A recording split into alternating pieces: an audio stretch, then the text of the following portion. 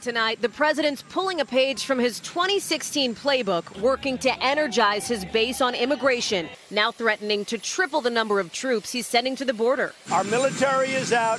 We have about 5,008. We'll go up to anywhere between 10 and 15,000 military personnel on top of Border Patrol, ICE, and everybody else at the border. Nobody's coming in. That would be more troops than the U.S. has in Afghanistan, and a little more than 2 U.S. service members for every migrant or refugee in the caravan, still some 900 miles from the U.S. border. Just 6 days from the midterms, the president's zeroing in on an issue that fires up his supporters, as he fires away at a fellow Republican, Paul Ryan, who's not even on the ballot.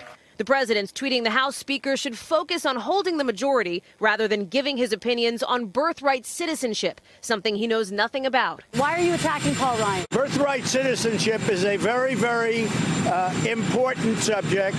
In my opinion, it's much less complex than people think. That comes after Ryan correctly pointed out the president can't just override the Constitution with an executive order to prevent babies born in the U.S. to undocumented parents from becoming citizens. Well, you obviously cannot do that.